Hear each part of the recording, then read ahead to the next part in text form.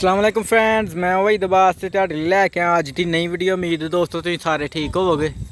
ਤੇ ਦੋਸਤੋ ਇਹ ਜਾਮ ਨੂੰ ਜੇ ਤੇ ਇਹ ਵੇਖਿਆ ਤੁਹਾਨੂੰ ਪਿੰਡਾਂ ਦਾ ਪਤਾ ਹੋਣਾ ਚਾਹੀਦਾ ਕਿ ਜੇ ਜਾਮ ਨੂੰ ਥੱਲੇ ਡਿੱਗਦੇ ਨੇ ਨਾ ਤੇ ਆ ਚੁਗਦੇ ਨੇ। ਆ ਰਾਣਾ ਸਾਹਿਬ ਵੇਖੋ ਲੁਕਦੇ ਪਏ ਲੁਕਦੇ ਤੇ ਇਹਦੇ 'ਚ ਇਸ ਚੀਜ਼ ਦੇ ਵਿੱਚ ਲੁਕਣ ਦਾ ਕੋਈ ਮਕਸਦ ਨਹੀਂ। ਹੁਣ ਪੇਂਡੂ ਲਾਈਫ ਜਿਸ ਤਰ੍ਹਾਂ ਹੁੰਦੀ ਹੈ, ਵਿਲੇਜ ਲਾਈਫ ਉਸ ਤਰ੍ਹਾਂ ਗੁਜ਼ਾਰਨੀ ਚਾਹੀਦੀ ਹੈ। ਹੁਣ ਬੰਦਾ ਕਹੇ ਵੀ ਅਸੀਂ ਬੜੇ VIP ਹਾਂ, ਅਸੀਂ ਭਾਈ ਸਾਦੇ ਆਦਮੀ ਹਾਂ, ਸਿੰਪਲ।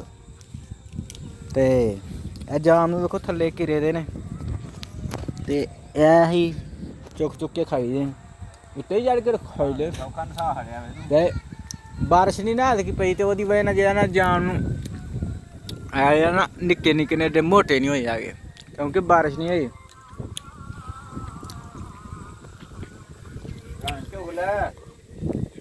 ਇਹ ਬੰਦਾ ਜਿਹਾ ਲੁਕਦਾ ਪਿਆ ਸੀ, ਆ ਵੇਖ ਲੈ ਤੁਸੀਂ।